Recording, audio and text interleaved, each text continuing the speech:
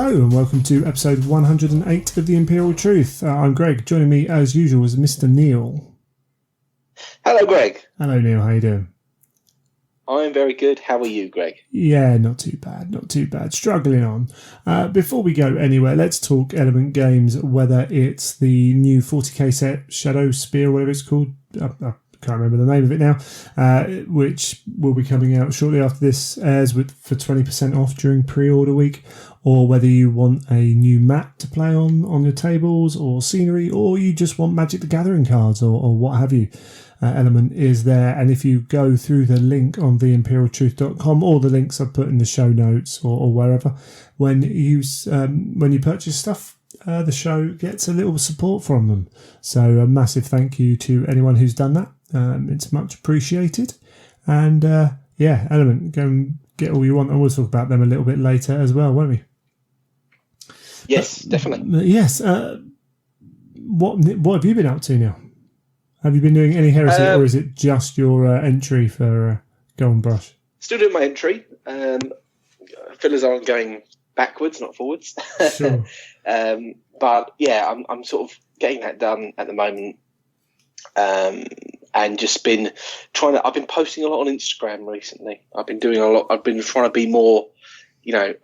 It's very easy to get lazy with Instagram and not put. I might do like a week's worth of work painting, but think, actually, no, I won't bother putting up anything because it doesn't look that different or something. Or, you sort of get a bit worn down by it all. But then it dawned on me that actually there's a lot I haven't put up, progress that I had made. So I was actually then taking photos of stuff that I'd done a week ago or 2 weeks ago and sort of passing all those bits on. So I've been posting up a bit on Instagram.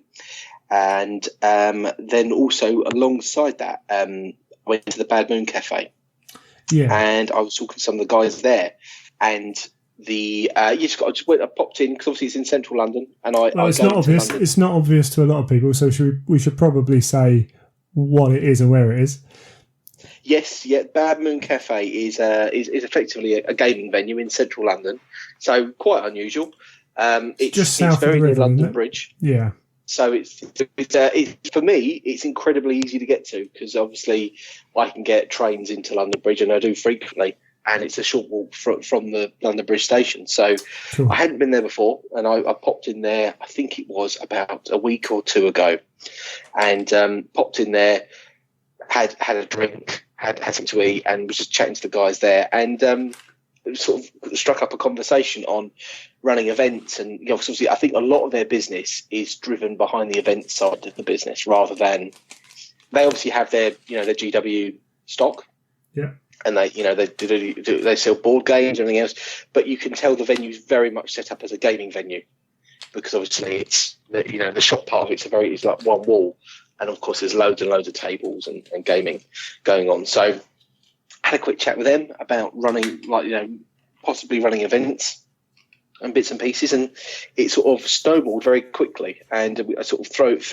around a few ideas, and came up with an idea for effectively a social gathering, but for painting rather than gaming. So not too lesson driven, as in like we will cover the topics A, B, and C, but more of a come down, bring your stuff you're working on, and paint on the day, and then discuss what you want to improve and get constructive feedback, all that sort of stuff.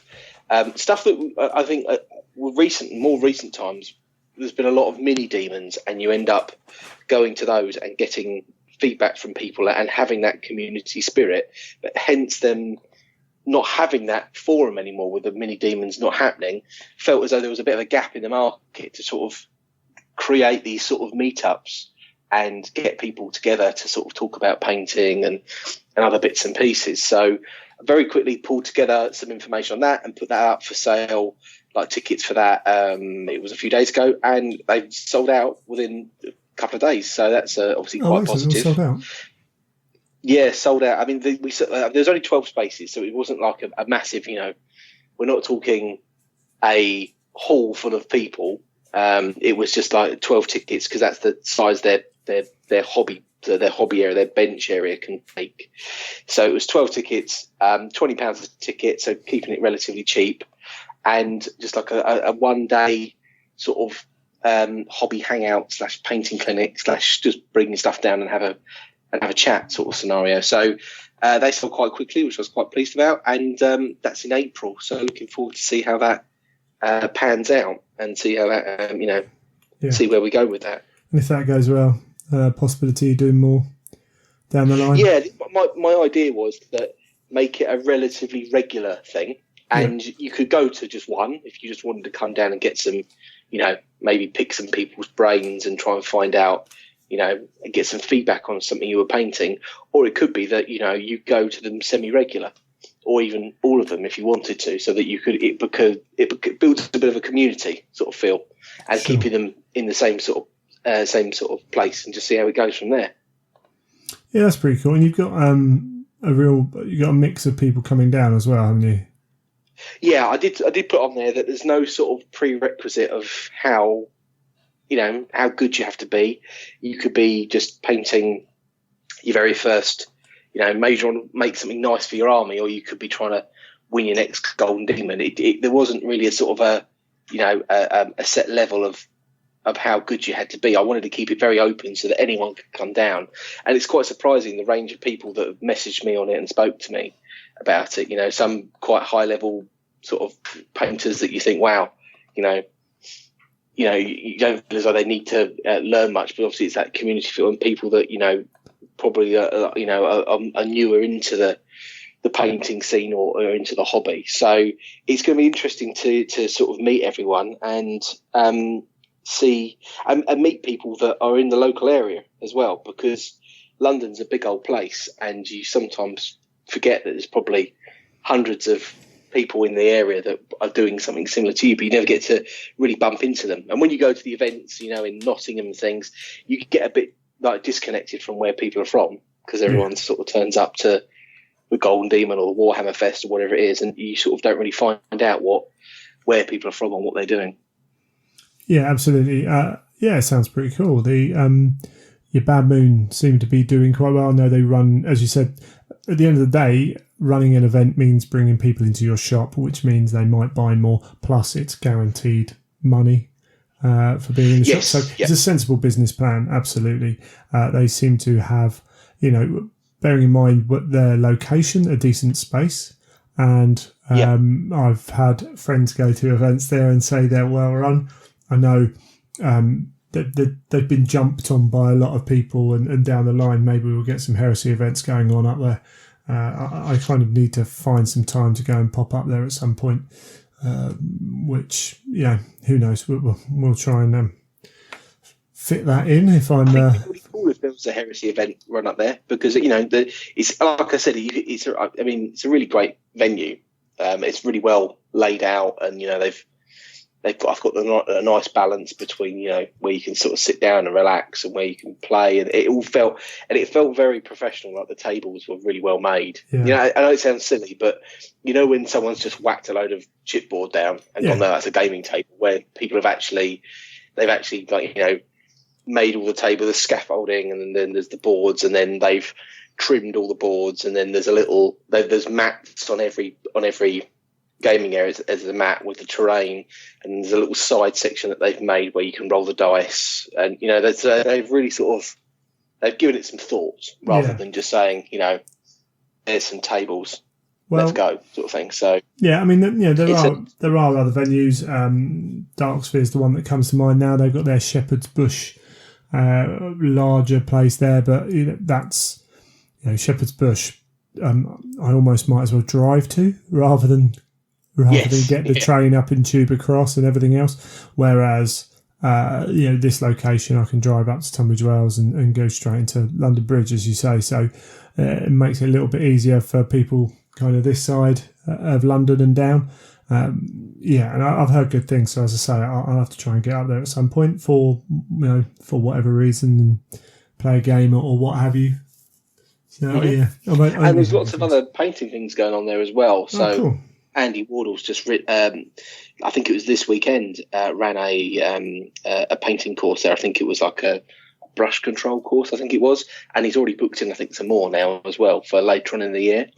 So I think there's going to be I can see them running a range of things, as a lot of these venues do. So it could be quite a cool place to go to. Excellent stuff. That's pretty cool. And it won't be long now till we get to see. We'll be at Crystal Brush. So however finished your piece is, we'll see the entered version. Yes, let's hope I'm not painting on the plane. Eh? Yeah, absolutely. I actually went and played a 40k doubles event the other weekend. So a lot of my focus was on trying to get as much of that painted as I could, which I got. I probably about 75% painted. So I've been spending a little bit of time like finishing those squads off before I move on. But I did get someone who went to the Weekender bought 2 squads of the Custodes Venatari, the guys with the jump packs. Oh yes, yep. And then decided they didn't want them, so I thought, stuff it, they're cool. They look cool. I'll take 2 sets of those. So I've been sitting at home this weekend, and I'm not the quickest builder when it comes. I'm not the quickest anything to do with the hobby, to be honest. But resin. I mean, I haven't put much resin together for a while. The last few resin things I've bought have been pre-built off people second hand, and yes. I've been building lots of plastic. First off, Forge World instructions, which when they're telling you to pick up body part B actually is body part C, and all that jazz, they're pretty terrible on this, to be honest. The smaller kits, they're actually not very good at. I mean, when they seem to pay a bit more attention now to the bigger stuff, don't they? Like if you buy to be fair, a vehicle or a Titan, you get a bit more of an idea of what's going on. Yeah, it's broken down pretty well, to be fair. You know, almost like a plastic kit, but there were some little issues and some little bodges you have to do, and then remembering the pain of having to. So the first 3 I built were with the guns and shields because I think they look cooler, and then I was like, actually, I'll do the other one as spears. You know, if I do want more guns and shields later on, I might just buy another set. Am I that bothered? I don't know. We'll see down the line. So I thought, yeah, second lot, I'll do the lances, and just the pain of having to build or having to hold a model in 3 places when it's resin. Like when it's plastic, it can be a pain, and then when it's resin, it's just such an awkward. And then because you're using super glue, your fingers start gluing to everything because obviously it doesn't work the first time, because it never works the first time. And I'm losing my rag to the point where I built 2 and then I never got around to building the 3rd yet. So that'll be tomorrow morning or whenever. I'll be working on the 3rd one of them. And then the pinions, the bits that go off the hips, the Auramite pinions, because of the leg positions, they have to be in some weird positions as well. And it's like, okay. But once they're built, and the last bit. So they've got the flight stands, the plastic curved flight stands, which some people love, some people hate. So I'm going to have to I think I might have to paint them and then scrape off all that paint around that to fix them in, you know. But we'll see how that works. But they can be a bit of a pain, I understand. But on the jetpacks themselves, they've got air vents, and then they've got flaps above the air vents, and they're held on by 2 mil of resin. You know, maybe a little bit more than that, maybe 3 mil, 4 mil, if that. And I'm looking at them going, well, I could probably paint these up fairly quickly, because of illness and everything else. I haven't painted anywhere near as many sisters as I wanted to for going to Chicago. But I'm like, I've got some Custodes out there. I've got some sisters. Maybe I could paint these guys up and take them over. And then I'm looking at them going, I'm going to have to, those, I don't know if those flaps are going to survive. And then I started thinking, yes, yeah. To be honest, I don't know if those flaps are going to survive, period. Because as soon as one goes, I might as well take them all off, because it will look wrong. So I don't know. I've got to get another really useful box. I think I'm going to go back to magnetizing, sticking them in a really useful box, because 90% of the time I drive to a venue. So actually, it's fine. I can chuck them in the car, and I know they're not going anywhere. I know they're safe. And then once these guys, I can put them on there. And then I'm never laying them down, things like that. So, yeah, we'll see. I don't know. I must admit, a friend of mine, when we went to do Weekender. I've just broken one of the pinions off a model. I literally barely touched it. Oh, my word, I'm going to glue that. And he had them, and I was looking at them. I must admit, I didn't really, because obviously I didn't see them in being built. Yeah, they look like really nice models, but so many of the Forge World do have a habit of making something look really nice, but then making it really impractical to game with, or to build, or to keep it looking nice for a long period of time. I'm sure there's people out there going, I don't know what you're talking about. I'm absolutely positive, and I'm sure a couple of times. I've maybe picked up the wrong pinions, and maybe they're ever so slightly shaped differently, or what have you. But I'm just looking at them, and like some of the contact points are small, and so if you touch it in the wrong way, literally like I just did with that pinion, which it may well be the wrong one. I went a bit quiet there. Sorry, guys, leaning away from the mic, trying to actually do some hobby. I'm absolutely positive that there's a little bit of builder error as well. I'm not the greatest at this kind of thing, but it just made me so much more thankful for all the plastic we get, and why can't we get more? I'm kind of so over building resin models. It's almost heresy to say that, but just compared to plastic, it's so much. It's such a difference. Yeah, let's face it. Yeah, plastic is so much easier. It's just a shame that obviously the way that the Forge World business works, it is a mainly resin business, isn't it? Really, and it's going to have to for their business model. That's the price we paid. It's fine. And to be honest, I've got plenty of stuff here that I own that is built that I need to paint. So, it's not like I have to worry too much. But certainly going forwards, that second-hand market of people that I know build well, I think that's the important bit. Like, I don't want to buy a tank and then find, they struggle with that bit as well, because I might as well curse and swear, and do that bit myself, because then at least I know I mucked it up. Whereas there are certain people who I've purchased off who I know when I get this, it's going to have been... properly, heated up, bent into shape, made to fit, and all that jazz. And part of that is I'm not a massive fan of building that kind of stuff. Other people are. You look at some of these people who are doing all the conversion work, and they obviously love getting in there and fiddling about with it. But I'm much more of a let's follow the instructions, get it done, and then and I'm not. Must admit the Vorax are a bit like that as well. I bought Vorax a while ago, and they are one of those ones where there's like two parts to the leg, and then you've got the lower torso and upper torso, and you've got to try and work out all the angles it's got to be at, but you've got to do it before you start gluing. But then you can't hold it all together because there's too many bits. So you can't dry fit it. So then you end up going, right, well, if I put that leg and that joint in that position, and then you find out that actually the feet are angled wrong. Yeah. And it's one of them ones where it's like, you need to be an octopus and have like 8 hands to be able to hold all the bits in place to know where they've got to sit. I normally get the hips about 20 degrees out on the first time, at least 20 degrees, probably 25, 30 degrees out on the first one that I build of anything like that. And the problem is actually, like for modelers who want, dynamic poses and things like that, it's brilliant. However, for people like me, I just want to build it and have it look okay. I'm not overly concerned. Just as it looks cool, vaguely cool, that's fine. But you look at Thalax are the same. Vorax, Castellax, Contemptors are the same.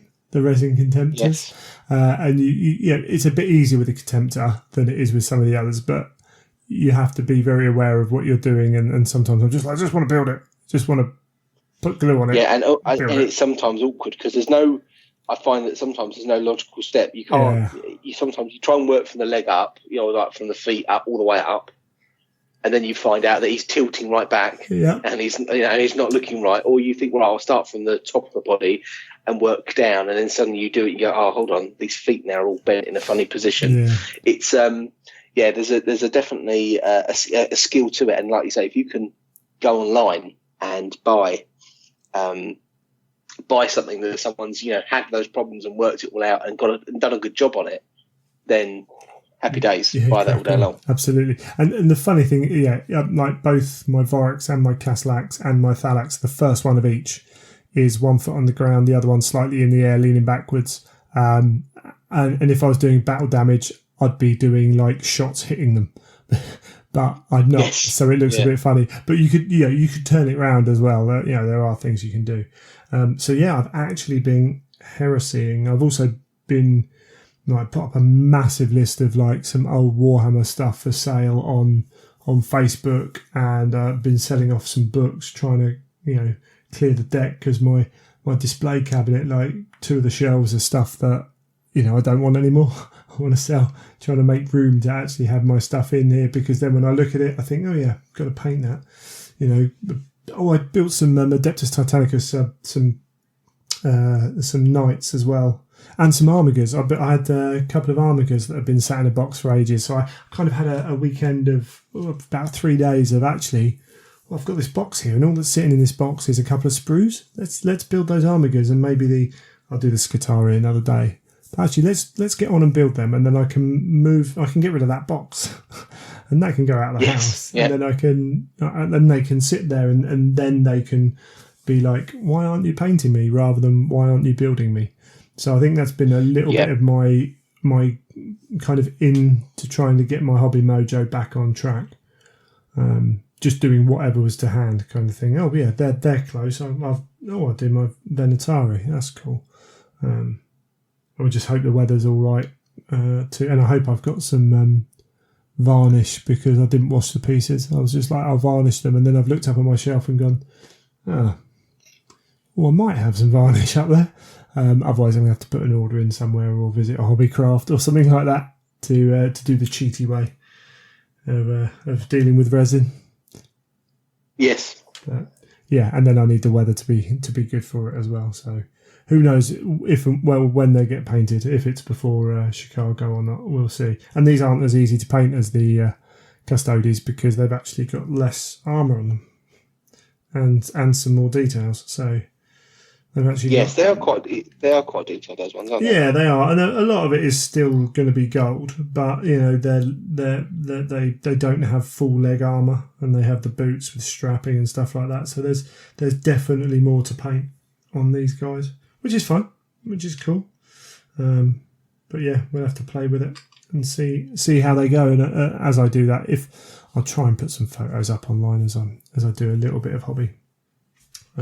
What also helped, I think, as well, was watching like updates from Company of Legends this weekend. Oh, right. And Rob's been up there, and there's been a few. I haven't watched a huge amount of it, and in fact, the tickets went on sale for their September event, and I was turning around to the missus. I was like, I actually might go. I'll try and go to that, and then I realised the tickets went on sale like the night before or whenever.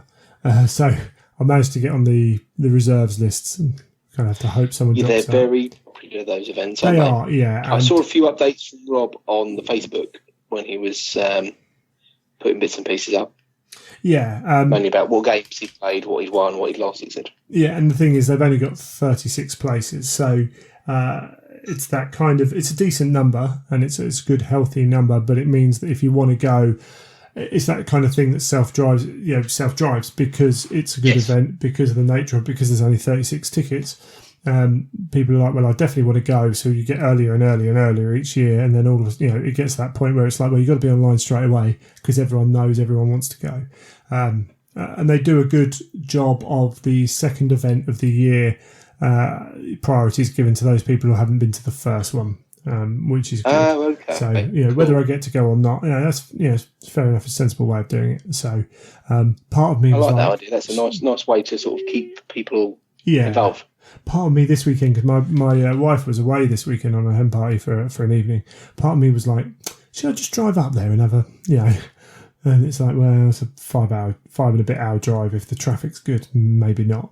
If it was a bit close, if it was a couple of hours drive, I might have done it, to be fair, because it would have been cool just to be hanging around and whatever. It's sort of that hobby injection that sometimes you need. Yeah, well, yeah, not just that, but there's a lot of friends up there as well, over the years. Yeah, but you go and talk to people, and then, then you see some cool armies, and then suddenly you want to rush home and start painting stuff. Yeah, that helps as well. And because it's more northern, there's people up there who don't normally get down to as many events down this way as well. So there's a little bit of that in there, which is cool.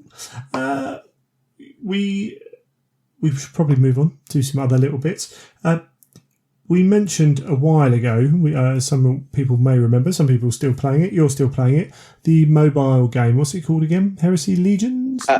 Horus Heresy Legions, yes. Yeah, I remembered it. Yes. So just a quick reminder for people, this is, as you said, it's a card-based game where you attack other player versus player, and you play cards out of your hand onto the board, and they're units or cards that stand the board are either units or fortifications or what have you, or vehicles.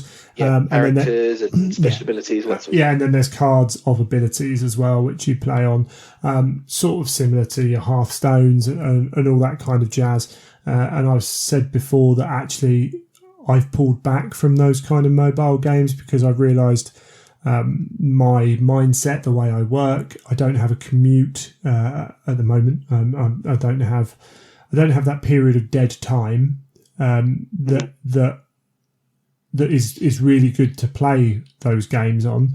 So what I do is I do it in those little short periods, but actually it eats into time I should be doing other things. So I've had to pull back from those kind of games. But you've been playing it, and I've seen a few people on my Twitter feed are absolutely loving it. They've been doing a lot of different things with it, haven't they? They've not stayed still. Yes, they've done regular updates, and they've done some balancing and bits and pieces. And I'm mainly running a 9-hands deck at the moment, and they gave that a load of buffs recently in the latest update, which was very handy. So the abilities and stuff have made it my deck quite powerful, and I've been enjoying playing that as well.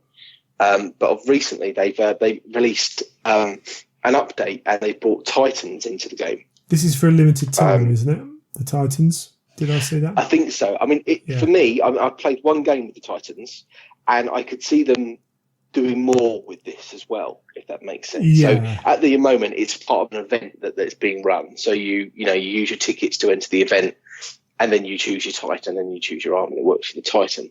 I've never played Hearthstone or anything like that, but it's got quite a unique, funny way that it plays, which I found really, really interesting. I mean, I've only played a couple of games, and it's really taking me a bit of time to get used to how they set it out. But effectively, how they've done it is you have a Reaver Titan, and you have your main body on which is your middle card, you like sort of your Warlord card, that has like 45 health but can't attack anything. Right. And then each of the arm weapons are their own cards that you start with in your hand that are in play, and each one of those again has like 25 health and can't attack, but they have abilities to charge up the weapons to fire them. Right. Siege abilities. So you have that, and then in your hand you have a Void Shield, which costs 2 energy, and you can just put the Void Shield onto whatever part of the Titan you want, spend 2 energy, then that card comes straight back into your hand. So you can effectively just keep putting Void Shields up on your Titan, giving yourself shields.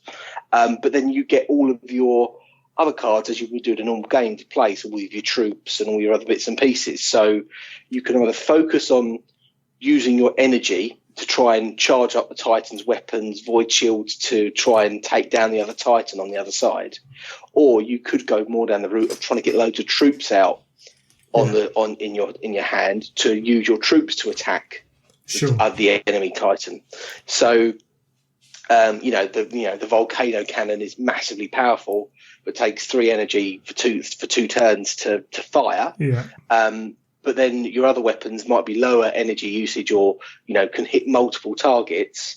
But then if someone's then shot, if you've got the volcano cannon, then someone puts all Void Shields on their Titan, you're wasted, because then suddenly all you're going to do is take down a Void Shield rather than hitting. So it's very much like how you'd imagine it would play. But it was a real interesting dynamic rather than having, your main warlord in the middle and then just playing loads of troops and just trying to attack the other troops.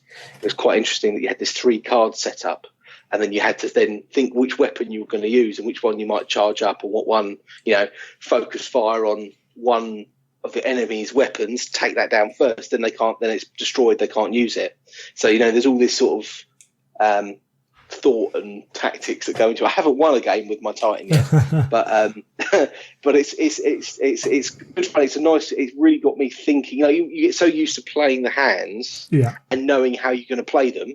So you go, I've got that, I'll play that, and you know what's in your deck and you know what's coming, and then suddenly it's like real learning curve, and you're really sort of sitting there going, oh, hold on a second, how am I going to do this? Oh no, I'll charge that weapon up.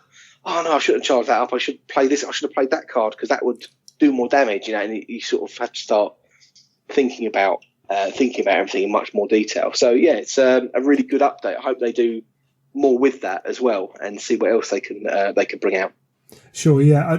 The key thing for these games is to be on it, constantly updating, making sure that the balance is right, making sure that there's something new, every however long it needs to be. And that's a time period which is they have to decide, make a decision on whatever. But it's, as I say, I've seen them.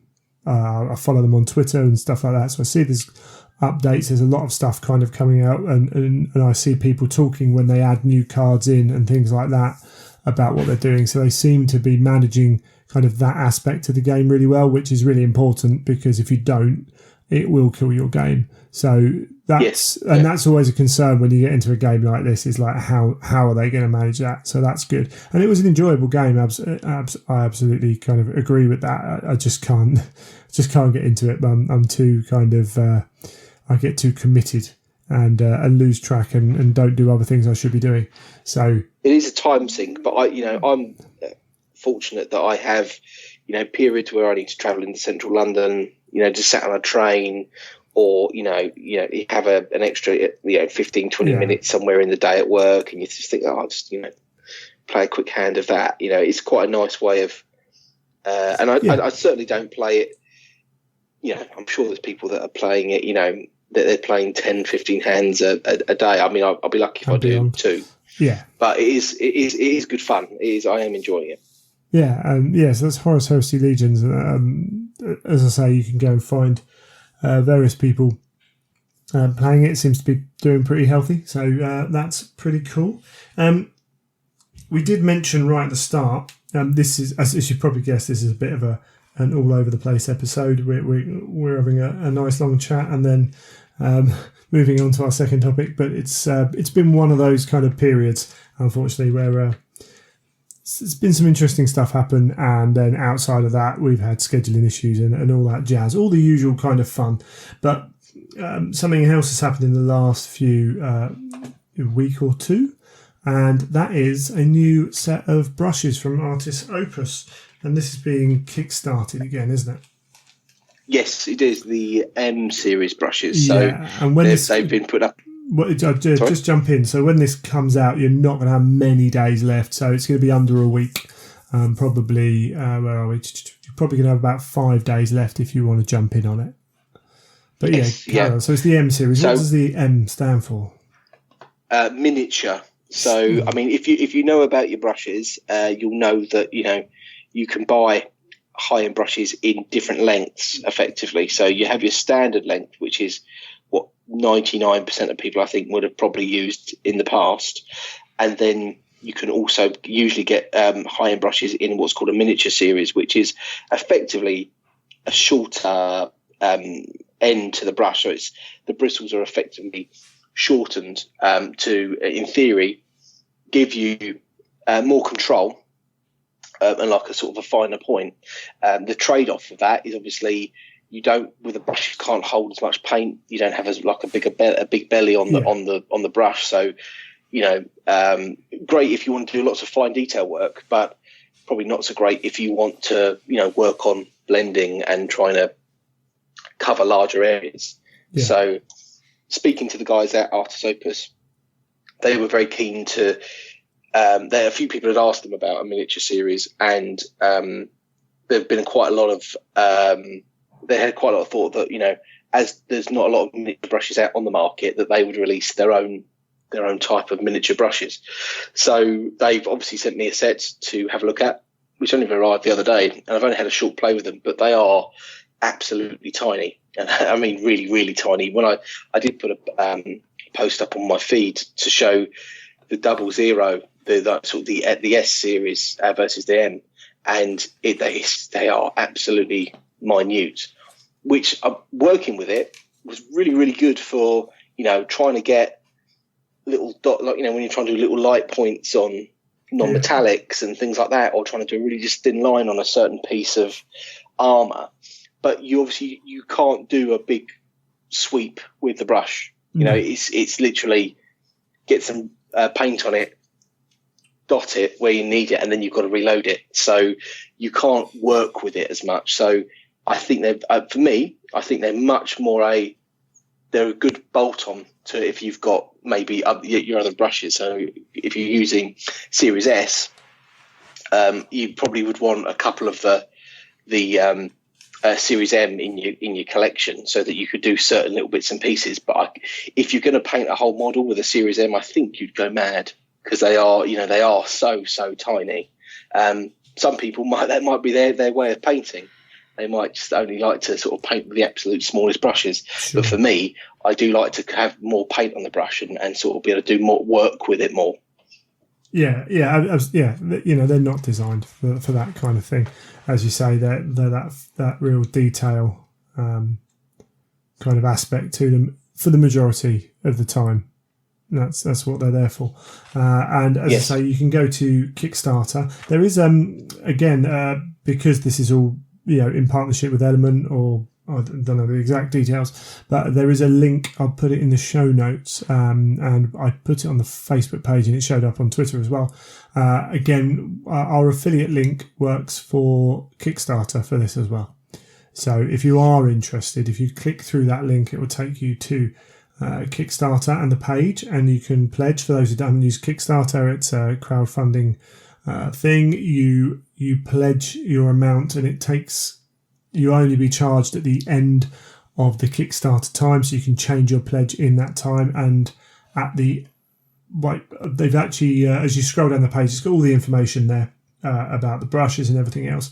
But they also run a pledge manager, which is a very common thing to do, where you can add on other additional brushes and inserts for the case and that kind of thing, soap and brush holders and all kinds of stuff. So there's a lot of information on their site, and talking about their time scale as well, because obviously these things, it can't just happen straight away.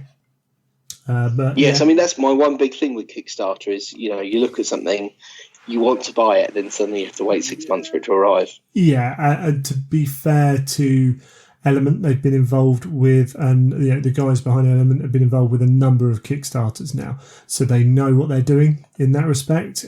Sometimes these things overrun by months and even years, but the fact that these guys have done multiple Kickstarters means they know most of the challenges that are involved. So I would expect their timescales to be pretty accurate and everything else. And I think it's because this is for, you're buying a set of brushes with the Kickstarter, and you get a case for it and everything else. So £45 is the pledge for the full series. You get 4 brushes, soap, and the box. So if you're interested, if you want to have a play with them, then you can go and check out that. And as I say, I'll put the link in the show notes as well. Just written a note to remind me to do that. Brilliant.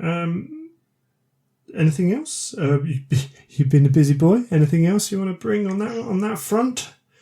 No, do you know what? I think that's pretty much me. That's all I've been up to, really. I'll be glad once Crystal Brush is out of the way and I can actually do something a bit different. Yeah, some heresy maybe. Yes, maybe even some heresy. You never know. I do want to talk very shortly, or very briefly, about, well, it might be brief, who knows, about the Reckoning of Dalen Prime. So this is the event I'm running in Cardiff. Talked about it a little bit on last show. Put the information out on Facebook and everything else. It is an Age of Darkness event. I've changed up the pack from previous events, and the idea being that the standard games we play will be a 3,000 point Horus Heresy, normal kind of thing. Anything's allowed. Obviously, it's a narrative event and all the usual stuff that goes with it. But allowing people to either pre-arrange games with people as usual, normally allow that, or at the table when they're teamed up to maybe choose to play Zone Mortalis or Centurion instead of that 3,000 point game. Obviously lower the points, and there is a certain kind of parameters of just so long as we've got enough terrain, because obviously if everyone wants to play huge Zone Mortalis games, then that might be tricky to arrange depending on numbers. But we have I've had one offer of someone bringing their Zone Mortalis board, their third party Zone Mortalis board, which is really cool. And we're going to try and generate as much terrain as possible. So we have got a lot of options. But the base kind of standardized game is that the one you're guaranteed to be able to get is a 3,000 point game of Horus Heresy, and then you can choose to maybe play Centurion or Zone Mortalis, or you can choose to play Adeptus Titanicus. So cool. The idea being, and as we get nearer the date, because it's August bank holiday weekend, 23rd, 24th, those kind of dates. The idea being that we've got hopefully enough people that we cover all that, and we've got this wide range now of heresy kind of ways to play in the Horus Heresy, and people who have a love of these different game systems, and it's been amazing for me how many people have really taken on with Adeptus Titanicus and play Horus Heresy a lot less now. And rather than have necessarily different events, I wanted to be able to offer up the opportunity where we're all playing, we're all in the same event. The narrative is the same, and those people can, hopefully, if someone wants to play 5 games of Adeptus Titanicus, we'll have enough people there to do it. There's no guarantees on that, and that's why the pack's written the way it is. Because, I have to provide... I'm providing 5 games, so I have to make sure that people can play 5 games, as it were. So yeah, that's happening. Cardiff is a fantastic night out. So that's part of the reason why going back there. Firestorm Games is a fantastic venue. Have done us a real solid one in the past. I've still got bits to do on the pack. I've still got some little kind of stuff to sort out, but I'm working on that as it is. And hopefully, again, there's a long time before the event, but hopefully soonish we'll get a version 2 of the pack out. But I do want to say that if you are going to come, please read the pack. It tells you basically you have to email me, and then I reply with an email on what to do and what information to send me. It seems like a pain, but it's a way of guaranteeing, in theory, that I get the information I need, which isn't always easy to do off players, bless them. But so when you just said you must read the pack, I thought, yeah, good luck. Well, exactly. I mean, I think Miles was the first person to oh, brilliant, how do I get tickets? And I'm like, it's literally in the how to buy tickets part of the pack. Bless you. But yeah, so the point of getting the pack out now, because I've noticed recently there's a lot of people still putting out events in 2 months' time we're doing this, and there's 50 players or 40 players, and I'm like, oh, give me a bit of notice, because I booked something up 5 months ago for that weekend or near it. But part of the reason was that, and part of the reason is it's bank holiday weekend. So if you go and look at hotels now, you can find a hotel in Cardiff for 120 quid for a couple of nights. If you go and look at Airbnb, you can find an Airbnb for 6 people for £110 for 2 nights. Those prices will go up as you get closer to that weekend. There is no doubt about it. They will go up. So although bank holiday sounds expensive, it doesn't have to be if you're prepared and organised. And the other issue is it's bank holiday weekend. I appreciate that, there's stuff going on bank holiday weekend and families and things like that. But we've had a good lot of interest and a number of tickets bought already. So if you are interested, please go and check it out. There's a event page on Facebook, which I'll try and keep updated as much as possible. And we'll be putting out little bits and pieces. As soon as I get a version 2 of the pack, I'll be putting that everywhere as well.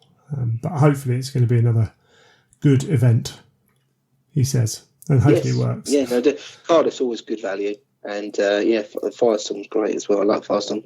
Yeah, absolutely, and again, and I've said this before on the show, but the beauty of Cardiff is there are hotels like literally, the city centre is the main street with all the bars on it. There's hotels on that street. That street is 8-minute walk from the venue. You can leave your car in the car park at the venue. If you don't want to be in a hotel there's a whole street of B&Bs, again, that's 10 minutes walk away, £5 taxi ride after midnight. And there's loads of hotels, other places, loads of Airbnbs as well. And it's just a really small, compact city. You've got a train station, which is 3 minutes walk from the town centre. They have got an airport, although I was looking at some flights and it wasn't the cheapest. It might still be. If you're coming from Europe, say you're a Swedish or a Dutch or a Finnish person and you want to come over, it still might be cheaper to fly into Heathrow and get the train across. But again, that's not necessarily very difficult because of the nature of Cardiff having that train, and I assume it's whichever station you can get to, you can fly straight across there on the train. So doesn't have to be hugely expensive. And again, if you look at plane tickets early enough, you can pick up pretty good deals. So really hoping that that's going to be good. And I need to get finalising details on that pack. But yeah, I think it's been a quiet time for the Heresy. We've managed to find bits and stuff there to talk about around, but none of it official. We had another board for Adeptus Titanicus, but we're still in this weird void of waiting for Book 8 to drop. I must admit, with all the 40k stuff back going on, every now and then I've gone, oh yeah, that Book 8 I've already paid for will be hopefully being sent at some point soon. Yes. It's this weird kind of place we're sitting in, but hopefully over the next, couple of weeks, because, it's been a couple of weeks since the weekend, isn't it? It's been a month. So, yeah, I must admit, I thought that we might have seen it sooner, but yeah, obviously they're still having issues, because I can only think that as soon as it's in, they're going to send it out, because why would you hold on to it? It doesn't make much sense. That's my thoughts as well. Yeah, there wouldn't be a logical reason to think, we've got it now, let's sit on it for a moment. Sit it in our warehouse where we don't have enough room as it is, and not make money off of it straight away. They're going to want to put it up as soon as they can. So it's just that awkward, frustrating kind of period, because everyone's so kind of aware of it and the changes. I'm sitting here with the Custodes army, want to get those points. We've already missed the date, I think, for Adepticon to use the new stuff. Which is understandable, because it can be frustrating when you go to an event and someone's like, oh yeah, it's Custodes army, and all the rules are different from the ones and someone's like, oh, I haven't got Book 8 yet, so it doesn't necessarily make you've got to draw the line somewhere, haven't you, and say so that's fine, and we know that going in, but it's still that kind of, I say, that frustration that it's not ready yet, and fingers crossed as well. Again, there's Americans. They'll probably be able to order it. I would have thought by the time Adepticon comes around, you would hope. But there's people who would definitely want to be ordering it to pick it up there as well. It's such a big event with such a lot of people there. But we can't do much. I'm sitting here thinking, the start of January, end of February, we'll have a Book 8 kind of review, or not even a review maybe, but we'll be talking about book 8. That's all we'll be talking about.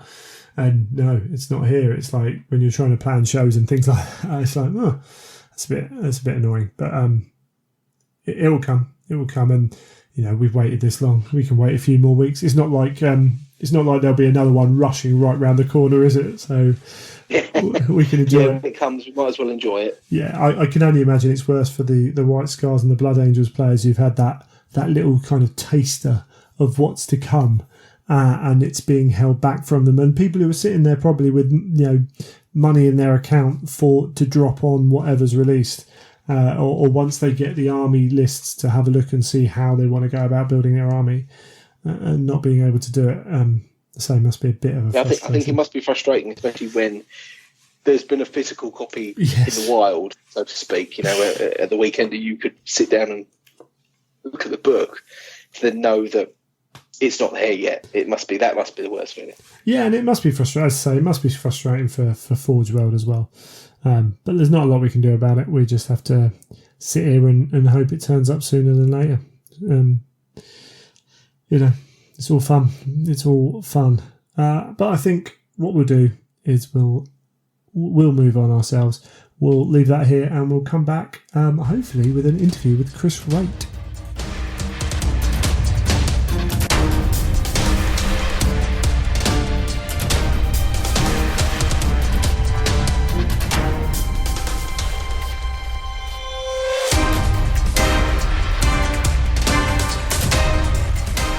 Well, joining me again is Mr. Chris Wraight. Hello, Chris. How you doing? Hi, I'm good. How are you? I'm good. I'm good. Joining me, as I said, you came on before and talked about some White Scars. So always good to have you back. And we're going to be talking about your experiences with the Heresy again. Slightly different this time, I hope, although maybe covering a little bit of that Scars ground again, because it's quite an important part of your Heresy story, isn't it? Let's just recap a little bit. You've worked with other worlds, other licenses before Black Library. Yeah, a little bit. Although almost all of my writing's been with Black Library, and so it's originally a lot of it was Warhammer Fantasy, in the old Warhammer Fantasy and Warhammer Fantasy Battles, and so I did a lot of stuff on the Empire. Yes. And that was really my way into writing for Black Library. I think the things that I'd read as a sort of reader of Warhammer fiction was all 40k, and that's certainly my background. But the way I got into the writing for the company was through the fantasy line. So I spent a few years really doing quite a lot of books that were really all centered around the Empire, really getting into that. And then after doing a few of those, Nick Kime, who's one of the Black Library editors, who's now the senior editor of Black Library, asked if I'd like to do some Space Wolves, and wrote a book called Battle of the Fang, which was one of the first Space Marine Battles books, which was a series that ran for quite a long time. And that was my sort of calling card for 40k, and that got me doing more 40k. I wrote a few more Space Wolves books, and it's all been a bit of a learning while doing kind of thing. I've gradually written more and more and branched out to different areas of the background. Until eventually the call came, would you like to use a Heresy book? And the answer, of course, was yes, please. Yeah, absolutely. And just before we move on, I want to shout out Battle for the Fang. I thought it was fantastic. And the Empire series, the couple of books, all set in the pre-Old World, before. Yeah. So not the Old World, but the one before the Storm of Chaos, the other Storm of Chaos. They're fantastic books. I really, really enjoyed them. So yeah, if you're interested in that kind of thing outside the Heresy, those are two that I think you should pick up. But yeah, you got that call up for the Heresy. So how was it just like that? Your link? Well, it was. It feels like a long time ago now. I wasn't one of the original Heresy authors when the series kicked off. I don't think anybody really knew how big it was going to get, and I don't know what the original plans were for the series, but I'm pretty sure they weren't 54 books and however many audios and limited editions. And so I think it kind of, a bit like Lord of the Rings, it grew in the telling, and so I think authors kind of were introduced to the setting as it kept on getting bigger and bigger. So I was writing for Black Library when the Heresy started, and it was, I think, a fairly small group who kicked off, and obviously with people like Dan and Graham McNeil. Dan Abnett and Graham McNeil, sort of starting and going. And then as it got bigger, I think they started to think about, well, look, we're going to need to tell stories about the legions. We're going to need to tell stories about the Mechanicus and the Mechanica. We're going to need to start, as it was so popular and people were getting really excited about it, I think there was a real broadening of what the focus was going to be. And as that happened, I think as time went on, they started to think about sort of inviting more people into the fold. The problem was that there's only so many books you can publish within a single schedule. And at one point, I think the point where I was sort of getting involved with it, they were really struggling to actually find slots in the schedule for books. That I think they were publishing about 3 heresy books or 4 heresy books a year. And it was quite hard to increase that just because of the volume of material that was coming out. And so I was eventually asked if I'd like to contribute a serial, and the serial would be issued once a week, and they'd be relatively short, like chapter length episodes. And that was a way of getting into the kind of heresy series without necessarily having to have an upfront novel. And so in those days, that was how tough it was to get stuff onto the slate. I think it calmed down a bit after that. I think as the series kind of matured and there was a lot of thought given to kind of the pacing of the series and where things would end up, then I think the whole process of forward looking got a bit more systematic. In those days, it was a really exciting time. So I think people were really working out what was possible and what could be slotted in. Yeah, absolutely. It was that period before. There's been ups and downs in the kind of periods of books coming out for heresy over those years, and that was a really strong period in terms of regular good releases, things like that, which is great to as a reader.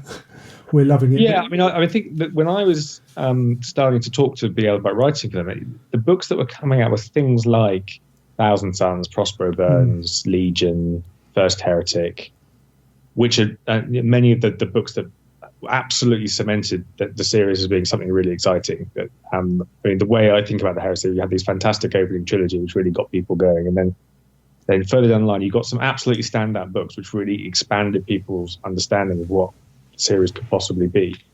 And so I think everyone has subjective opinions about which books they like more and like less and that kind of thing. But certainly that period did feel very exciting. It felt like this was genuinely something new, not just for Black Library, but for Games Workshop, really. I remember thinking about this a while back when we're thinking about the way that 40K is now, with it turning from a setting into an unfolding story. And that's a really big change for 40K, and it's moved on in lots of ways. And actually, you think about it, it was the heresy books that really kicked that off, in my view. This idea that you could really start expanding and fleshing out and moving things on through novels and through stories, and make people, look at what they thought they knew and discover actually either it's richer than they thought, or it's slightly different, or it has this aspect they hadn't considered. And so, to be there during this time was just a complete lust. It was like, we really can do something. We can take this stuff that people really care about and that we care about, and try and make it even more interesting. Yeah. And that was just as you quite rightly put, everyone's got their favourites, and one book can be slated and praised on the same thread on Facebook, but that was the period of the first New York Times bestsellers. Yeah, so, that's right. And I think in those days there was only one edition of every book. It went straight into what are now the small format paperbacks. And one consequence of that was that if you wanted to buy, say, the First Heretic, everybody bought it on the same day because there was a single release. And I could be wrong, but I don't think there were even ebooks then. So certainly it felt like that you had this big release day.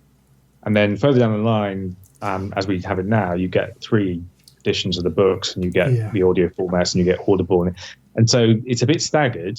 And I think one of the effects of that is that you don't get this enormous hit at the beginning. So those early books, they did get onto the New York Times bestseller list.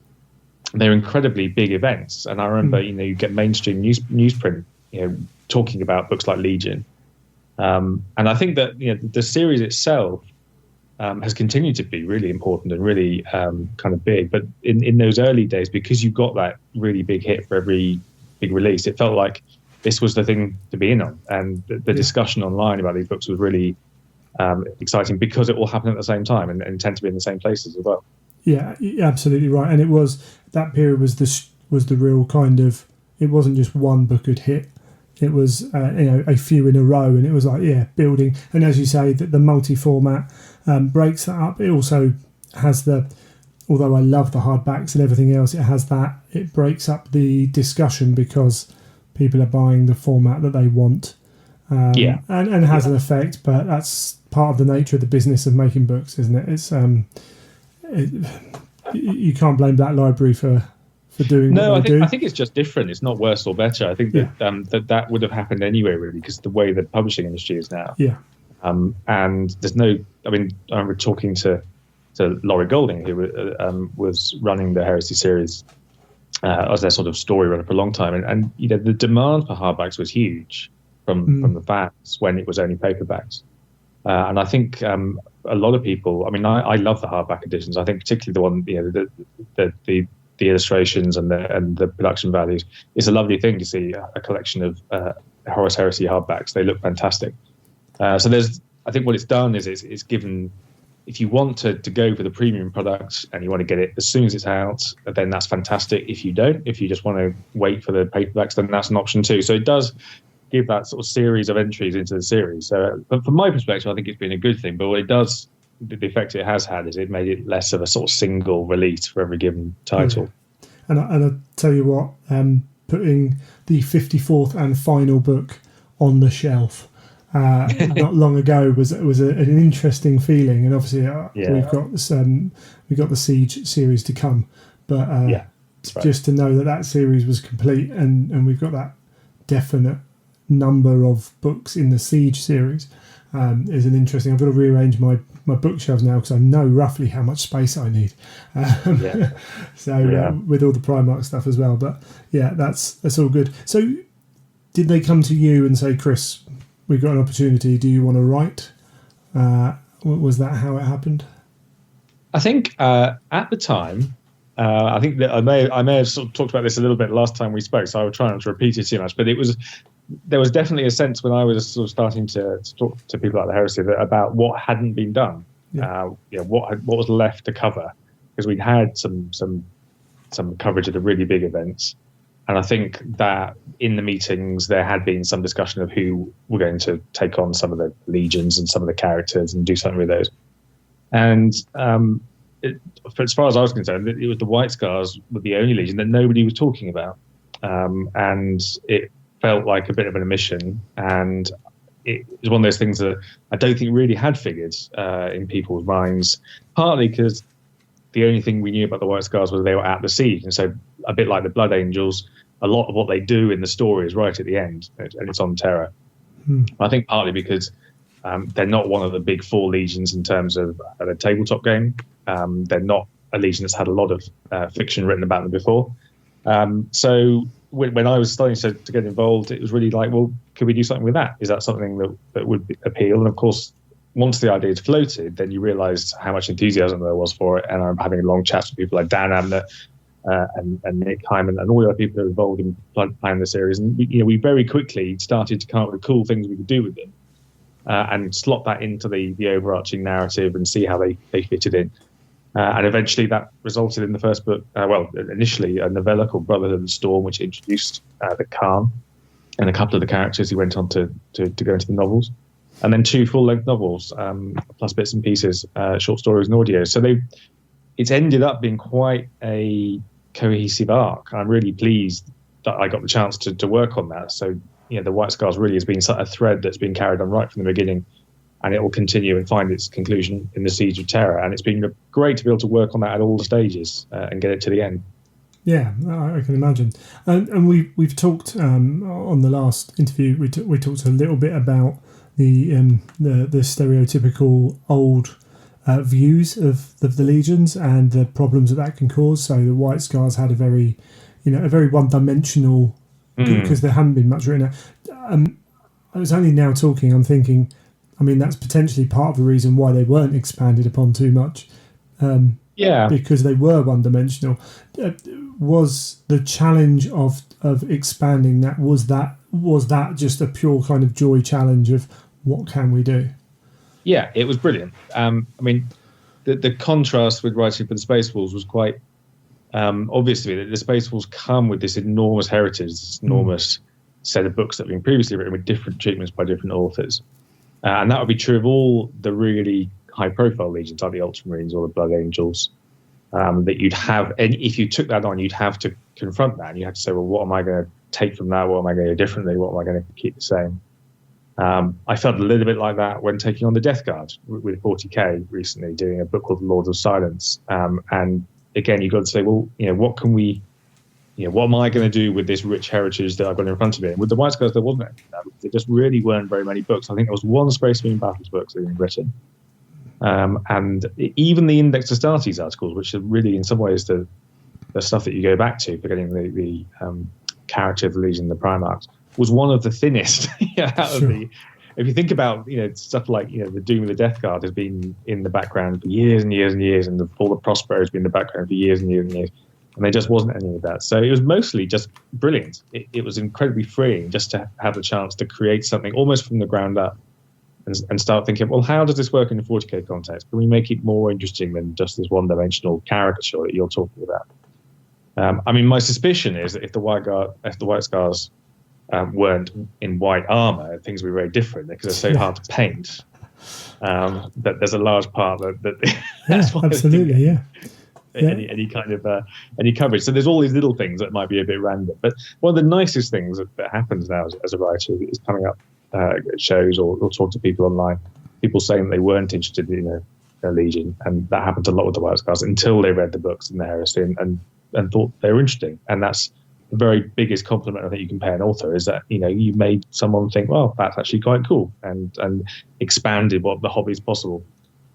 Yeah, I think Scars particularly is one of those books which is you see conversations on Facebook and whatever, and Scars is one of those ones where people aren't sure before they've read it. And I'm not trying to blow smoke or anything like this, but quite often the reply is no, just go and read it. It's really good and you're going to love it, because there is that disconnect between reader and Legion, and some people are a little bit kind of, I don't know if I want to jump into this, apprehension, as it were. But I think the other thing is as well, it's Warhammer was created by Brits in England, in Europe, and in its original incarnation, both fantasy and 40k, it was a sort of mishmash of lots of quite well-established tropes, and I think it comes together and it's a beautiful mishmash in the end. But it does take on a lot of very established kind of fantasy ideas, and a lot of those are Eurocentric ideas. They for years and years and years, if you looked at painted models in heavy metal, none of them were black, or none of them were of any kind of extraction other than Caucasian. So I think that the White Scars for a long time were ahead of their time. There was at least an attempt to have a non-European themed army, but not very much was done with it. And I think now that Black Library, in a really welcome way, I think moving with the times, you can see real attempts to open up the hobby and make it more diverse and make it more welcoming. It's great that we have the White Scars there as a slight sort of break from the norm. And I'm not saying that everything has been done perfectly, and I wouldn't claim that everything's done perfectly in the heresy books, but at least there's the attempt there, I think, to broaden the appeal a bit, which I completely support. And you're absolutely right. As you say, the game was made up in the Midlands, or wherever in a very specific period of time by a certain type of people, but as it's grown, as the law's grown, it's also taken those elements which are obvious in terms of there are real world connections, but it's pulled them into that fantasy world as well, which it makes it so much easier to read. It must make it easy to write. I would assume, as a non-writer, in that you can play with that a little bit more without risk of heading into too many tropes and becoming that book.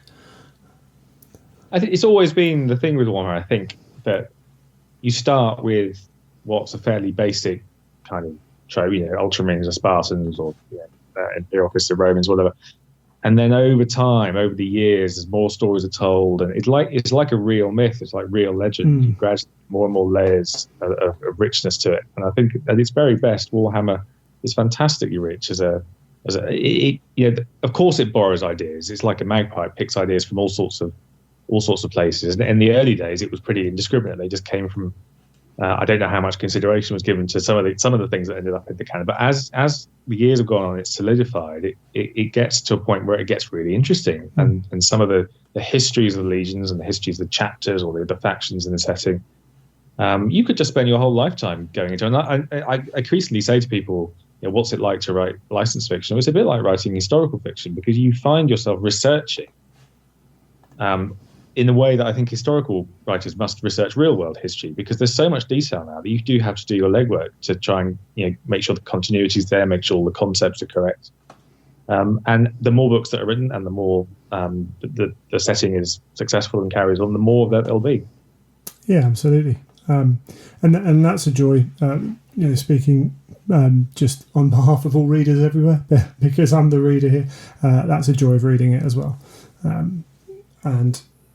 And the scars, and actually, as you look through, the Horus Heresy has helped flesh out a lot of legions, and the scars are maybe the most obvious, because we had such a sparse view of them and to what we've got now. But the Ultramarines and all that, they've all developed that touch more flavour as we've gone through, and even that's come through 40k now. The heresy views have been adopted, and then even more than that, I can't help but feel it's helped things like Aaron writing Spears of the Emperor. I'm not sure that it wouldn't have been written before, but it feels like it's been built off those kind of shoulders to really go in depth at the culture of a chapter in this case. Yeah. Well, I mean, I think the best 40k books have always tapped that deep history, and the founding myth of 40k is the heresy. And I suppose that gets easier the more we know about it in terms of the fiction. Like, one of the things I'm really keen on when writing 40k books is having that strong sense of unreliable history that people really have forgotten an awful lot, and that they should look, certainly on the loyalist side, when 10,000 years of time have passed, they really should know very little about what happened other than the very broad strokes of it all, and they should get a lot wrong. And so when you get stories set in the current era of 40k, it's going to be so far in the past, and this enormous event that they barely understand. Even on the other side of the fence, even on the Chaos side, where you've got characters who were literally there, their ability to really construct what happened, I think, has degraded as time's gone on. And so it is this kind of fractured past that they're all trying to piece back together again. I mentioned The Lord to Silence earlier on. That's my last 40k book, and there's a scene in there where one of the protagonists goes and speaks to Mortarion, and this is in the current era of 40k. And Mortarion has spent his time in the Eye for most of that time, and he's basically mad, because he's outside time. He's a demon Primarch.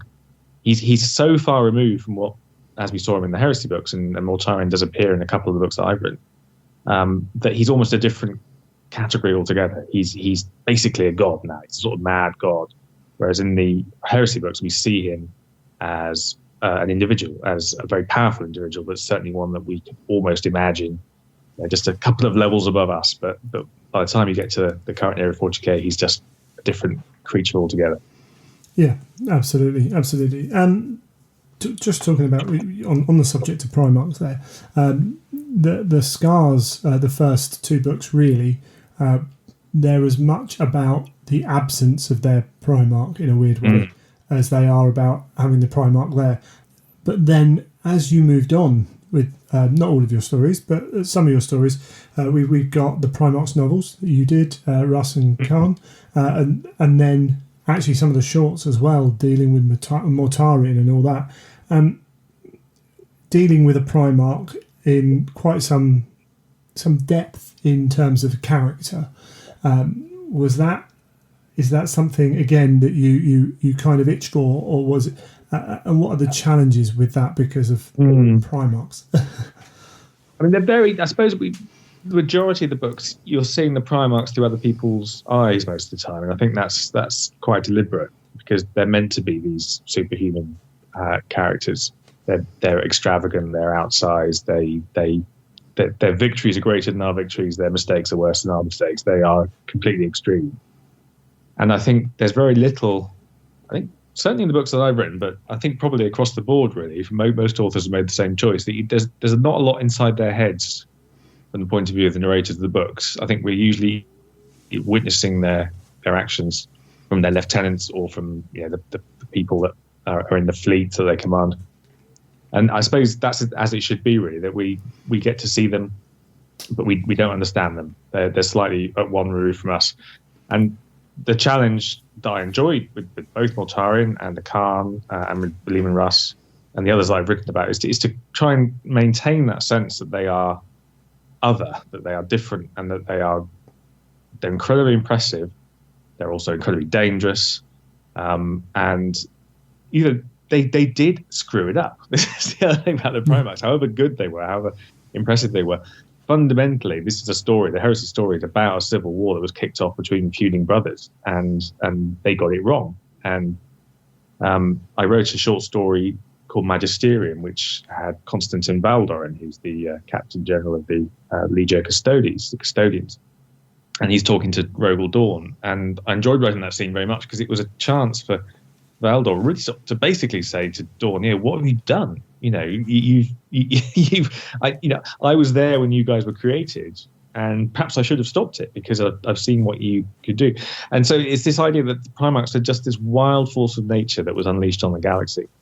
And trying to capture that in the books, trying to capture the sense that they're both impressive and also disastrous is one of the great challenges. And I think the heresy books that I really enjoy do really capture that and show what a tragic mess the whole thing is, but what a fantastic tragic mess as well. It went wrong, but what a ride. Sure. And I feel actually I think it's with Wolf King most is one of the books that gets more into the mind of a Primarch than any other. We get quite an interesting view of Russ's thought processes, as you say, via other people, but there's one-on-one time where he's explaining his things. Is that something that just came? Is that, or was that purposeful to get a bit deeper in there? I think. I was trying to think about what was in my head when I was writing Wolf King. I suppose Leman Russ is a very interesting character. I think he's one of the most interesting characters on this side, and he's had a lot of people write it. Yeah. And Wolf King was a novella that was written about halfway through, I guess, and it was set after the sack of Prospero, before the Space Wolves had gone on to do anything else, and the story hadn't really been planned out, I don't think, at that point. And I felt it'd be really interesting to get in to have some time with Russ just after his great victory, which we later learn was a bit of a bittersweet victory. It's certainly a bitter victory. This is the realization with the Space Wolves that they won, but did they really want to win? And did they fully understand everything that was going on? And they really destroyed themselves in a way by taking on another legion. Taking on a whole other legion is a huge, big deal. And even though they had allies and lots of things going in their favor, it's still, they suffered quite serious losses. And so I wanted to show kind of Russ in reflective mode, really, and thinking, well, I've really broken myself on this mission, and now I'm not even sure it was the right thing to do. What does that do to someone like Russ, who almost builds this aura of confidence around him and makes that his the thing that travels with him at all times? And so that was really, I guess, the theme of Wolf King, that lull between the storms, and the Legion then goes on to do other things. But in that brief pause, when they're at one of their lowest ebbs, I think, in the story, I thought it'd be quite cool to see Russ, not maybe as we're used to seeing him, but more of a kind of reflective character. Sure, yeah. No, and that's what I really like about that story, a view that we haven't necessarily had that often in the Heresy, which is really good. It's great to see when any author takes a slightly different viewpoint or tilts the camera slightly differently, whatever they do, to give us more questions usually about what's going on in the Heresy.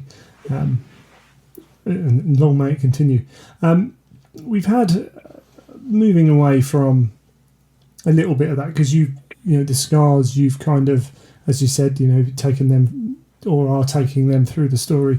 You've jumped in with, say, Wolf King, where Graham's written part of it, and then Mortarium, who's been written, by lots of different people in lots of different little bits. As an author who I assume you spent most of your time writing alone, how was your experience of then going and talking to these people and taking a character that someone else has been writing within series?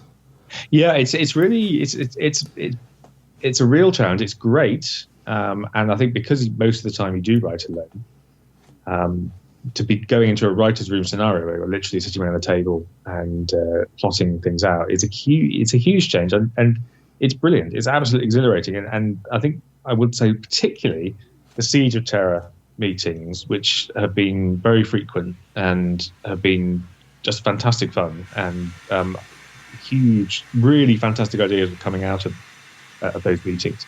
It's a different way of writing, and I think it's scary because you're dealing with an awful lot of other stuff. You're having to. It's a bit like a team sport rather than a solo sport. You're having to make sure you know what's going on in other books and try the best you can to slot into that and to feed into that in a constructive and positive way.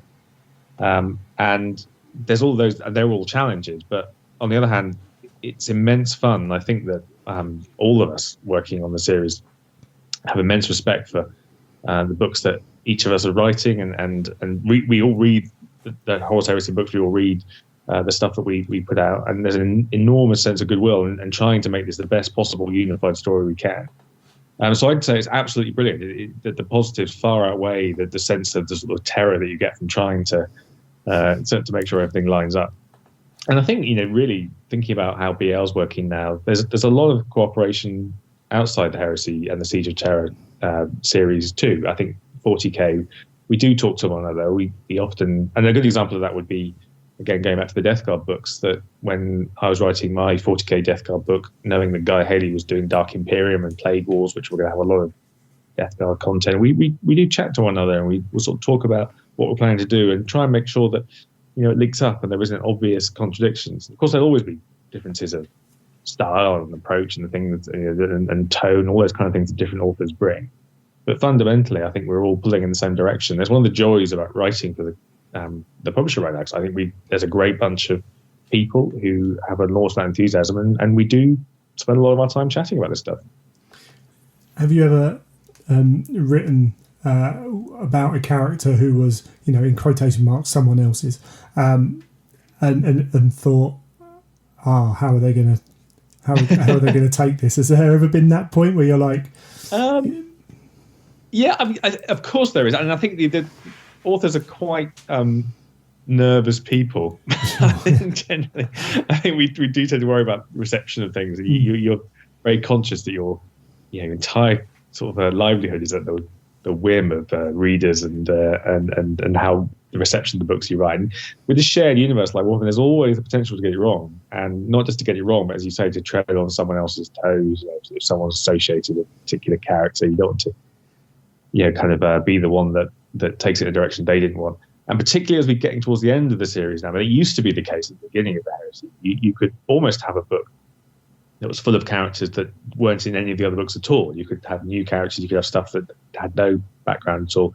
But now we're coming towards the end, that all the threads are being gathered together, and it's really not possible to write a book that doesn't have bits and pieces that have already been written about by other people. I'm sure there are things that I've done that haven't got quite right. There are certainly, when you look back over any book you've written, there are always moments where you wince and you think, oh, God, I wish I'd done that. I wish I'd done that differently. I wish I'd known that this was going to happen, so I wouldn't have done that then.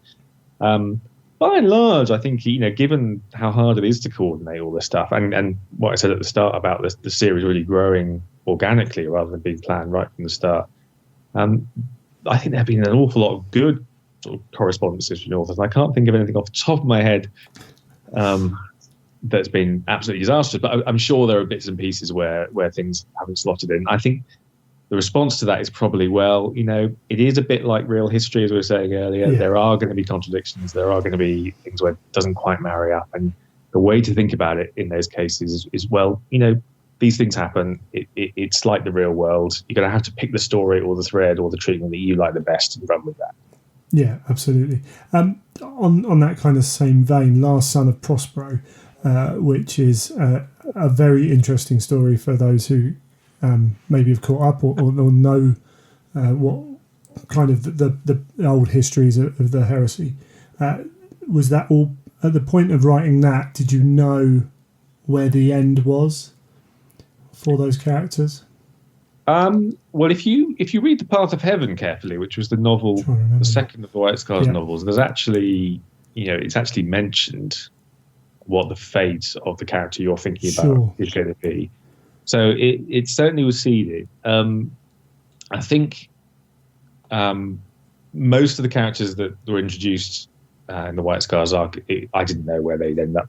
And I think that's true of almost everybody. I think when people like Loken and others were introduced, I don't think that's one of the joys of writing. As a writer, you discover the fate of your characters just as much as the reader does. There was fairly early on in the character that you're referring to, there was a thought that that would be something like that would be his destiny. Right. That would be the only route out the predicament that he found himself in. And that goes back all the way to his introduction into the heresy story. And I think Last Son of Prospero, that was the origin of that story, comes from a meeting between me, Graham McNeil, and Laurie Golding in Games Workshop, where we were really talking about Magnus and what Graham wanted to do with Magnus in his book, The Crimson King. And anyone familiar with Magnus' story after Thousand Suns is this idea that he's fractured and that he's literally split into pieces. And that they end up being facets of his personality that get knitted back together over a long and tortuous process. But, what happens to some of the parts of that didn't get back into the whole? And so that was the genesis of the idea of The Last Son of Prospero. And so, again, that's kind of what I was talking about earlier with this constant process of chatting to authors and chatting to other writers, is that these things come up, and then that was then turned into that short story and turned to his narrative arc. But no, it's all bound up in lots of other books, and lots of other things are going on at the same time. Been so long since I've read Path to Heaven. I probably missed it anyway. I'm one of those readers and TV watchers who just gets absorbed into it. So I don't normally see too much of what's coming unless it's blatantly obvious, and I'm happy to let the story happen to me. I tend to not always pick up on those things. But it's been great to see moving on from that. It's been great to see that story pan out. Another one of those, as I say, for someone who's been in the playing 40k since 1991 or 92, whenever it was. Those are some of the small little tidbits of the heresy that have much more weight to them than they probably should, because we've been with it so long. But it's all part of the fun. Yeah, that's cool. So in the first interview I did with Dan, I asked him this question, and he told me to ask every other author I could. Is there a story of the heresy that if you had the opportunity you would want to have written? It could be one that's been written or one that is to be written. And I'm not saying like they didn't write it well enough or anything like that, but is there anything that you would have gone, I would love to have handled that? Oh, really? Well, God, I'm not surprised Dan asked that's all to answer that. That's a difficult one. I don't know. That's a really good question because there's so much there. I think I genuinely don't know the answer to that because I'm so happy with the opportunities I've had, and that sounds like a bit of a cop out, but I feel very associated with particularly the Fifth Legion stuff. I've always loved the Blood Angels and never really written very much for them. So I think that some of the early Blood Angels Crusade stuff, like Cygnus, or that was covered in Fear to Tread, if that hadn't been written by the time I was getting around to it, I think that would have been enormous fun to see Sanguinius to actually have a chance to write the Angel. The Angel pops up very briefly in my Primarch's novel, but only really as a cameo. So that would have been something that I would have loved to have done, if things had been different. That though, I've got to say there's not a lot. There are some stories that have been really influential on stuff that I've gone to write. There was a collection. I hope I get this right. I think it's called The Age of Darkness. The first collection. And it has Little Horus in, which has been, I often talk about, it's one of Dan Abnett's short stories, and it's been incredibly influential. It's not a long story by any means. It has a couple of events in it, and a few characters, including some White Scars, which is where I came in, and an Iron Hand, and Sons of Horus. And it kicked off so many threads that have gone on to become quite major elements of the heresy. And I often think about that short story and think about the power of ideas. They don't need to be necessarily in novels. They can just be in short stories.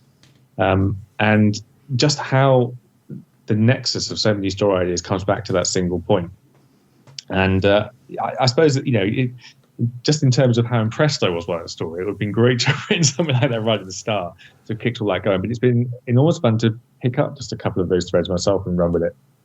So the way that they all interlink, I suppose, is what I'd say to that. There aren't many stories that I'd like to have written myself, but I'm very pleased that I got to pick up some threads from a few of them. Sure. Well, I think it's fine to say Sanguinius, and that I think Sanguinius would be, I think he's kind of up there as writing a story about him in some way. Was definitely, I think Jim even said there's a story to come that I would love to do, kind of thing, when he did it. But well, he's a bit like the Khan in the sense that the thing that we're all desperate to see really is on Terra. That's where his great moment comes.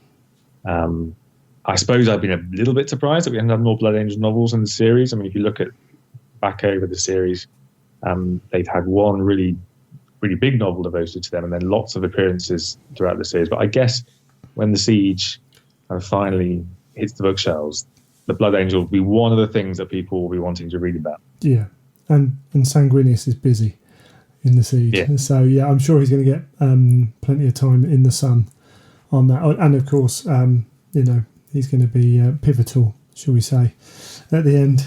Bless him. Yeah, absolutely. Brilliant. Well, excellent. Thank you. Before we let you go, you mentioned a couple of your 40k books that you've done recently. Do you want to just give them a shout out? Oh, sure. Yeah. Well, I mean, the last 40k book I did was The Lords of Silence, which is a Death Guard novel set in the present of 40k. Although it draws what we were talking about earlier on lots of heresy ideas. But otherwise, I tend to write about Inquisitors. I've just finished the second book in the Vaults of Terror series. The first one was called The Carrion Throne, and that's going to be out later this year. And then Custodians, The Emperor's Legion was another book, and that's getting a sequel, which I'm currently writing. So that's what's on my plate at the moment. And there's a couple of other little bits and pieces, some of them heresy related, which I can't talk about, but the novels are the main thing right now. Yeah, I guess that might be the answer on the heresy There's front, always something unfortunately. Yeah, indeed. I've been kind of told, can you just wait for this interview? Because I can't tell you anything at the moment. So we're all, as heresy fans, I know we're waiting with bated breath until the launch of the Siege and everything like that. And really looking forward to it. And glad to know that you're a part of what's going on in some form going forward. That's really cool. It's exciting times, even though it's coming to an end. Yeah, it really is. I think it's I would say right at the start of the intro, I'm really excited about the Siege. I've read bits and pieces of what's been written as part of the process. They're beginning to come together, and there's some just fantastic stuff. And there's a lot of talented people involved in it, and I think people are going to really, really get behind it. I think some of the stuff that I've read has been amongst the best in the series. So I think it's going to be exciting stuff. There we go. That's just a little tease for everyone there. Yeah, if people want to hound Chris and the next time they see him. It's always good. Well, excellent. Thank you very much for coming on again. Yeah, it's a pleasure. Nice chat. Always good to chat to you. Cheers. Brilliant. Cheers.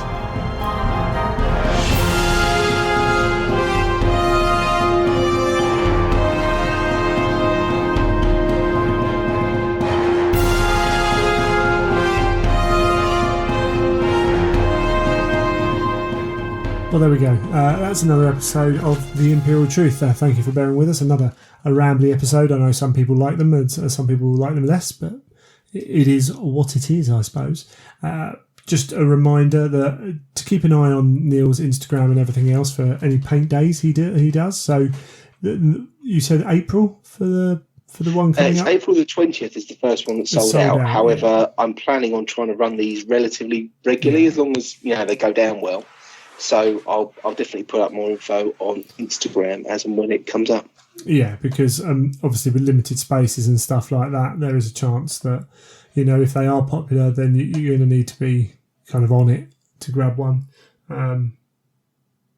because of that, the nature of what it is. But that's cool. Yes. A reminder again that we're out in Cardiff August 23rd, 24th, that weekend, the bank holiday weekend, just for the Saturday and Sunday.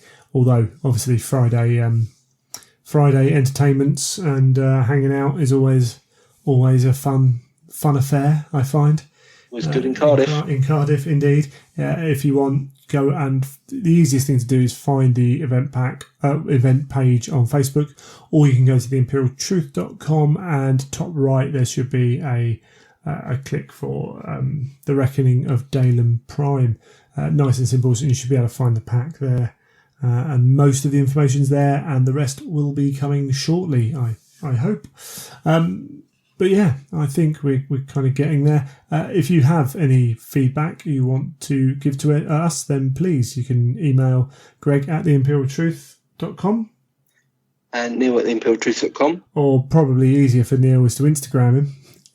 Yeah, I'm always on my Instagram. Yeah, at Neil Paints everywhere, and then everywhere at Child of Fang for me on Instagram and Twitter, and of course you can come and find the Facebook page as well. There are people who have messaged me. There are people who have sent some bits. I need to catch up with some stuff that's got not forgotten about per se, but I've had other things going on, so I need to kind of collect some bits together. So. Maybe we can try and do that for an episode coming up. There's some cool companies out there doing some cool things, and some cool individuals out there as well doing some cool things. So there's lots of cool stuff, and people have got a hold of me through Facebook, and that's really cool. It's a good place to chat as well, and we appreciate the feedback that you give us. If you do really like the show, then iTunes reviews. Haven't had an iTunes review in a while, so if you haven't left one, then please feel free to come along and leave one. I should get notifications because I signed up to a thing, but if you want to tell us you've left one as well, that's fine, because otherwise I'm not going to go through and search for every country to find iTunes reviews, because that way, I've done it before, it takes a while, and it's not necessarily the most fun thing to do. So I don't know if you can hear my... It's Willow making a little house in a bunch of boxes as I'm eBaying stuff. Magnus is not here for once, but you know what cats are like with boxes. If you want to leave us an iTunes review, that's great, because it obviously it helps show up when people are looking for recommendations and all that kind of jazz. And if you really, really like us, we have Patreon. A massive thank you to everyone who supports us on Patreon. For anyone who chooses to give money to listen to this show, from $1, even $1, maximum respect from us for putting up with it and choosing to support the show. It means a lot. But even just the emails and everything else, I say just, even receiving an email is really cool. And as I say, for the people who've messaged me, asking how I'm doing and everything else. A big thank you as well. In general, I'm doing fine. There's maybe a few little things that need to be sorted out, but I'm doing a lot better than a lot of other people. So it's all good. It's all good. We'll be heresying for a while yet, I hope. We do hope. Yeah, we do hope. We'll see. We'll see what goes on with all that. But we're getting there slowly but sure. It's just taking a long time, that's all. Some of these things can do, especially when you get older. I think the body doesn't like healing quite so quickly as it used to. You have to face these facts that I'm rapidly approaching 40, which just seems like an alien concept, to be fair. So that would never happen years ago. Never get to this old, but that's part of growing up. Well, I say growing up, it's part of growing old. I'm sitting here in a room full of toy soldiers. One feels that one hasn't grown up quite so much as the wife would like. She knew what she was getting into. She did. Yeah, more for her. Yeah. She's got no comeback on that one, I can tell you. But brilliant. I think, as I say, that's an episode done. Thank you for listening. If you've got one thing is topics, again, I do put this shout out, and we don't necessarily do everything that people suggest on topics wise, but if you do have stuff you want to talk about, we have got some ideas. We are working on some stuff. As I say, it's all been delayed because of what's been going on, but feel free to email us with those as well, because we're more than open to looking at other bits and pieces. But there we go. I think I'll leave it. I feel like I'm boring myself, so I'm probably boring other people, unless of course, Neil, there's something that you want to add. Nothing else from me. Awesome. You have been listening to The Imperial Truth.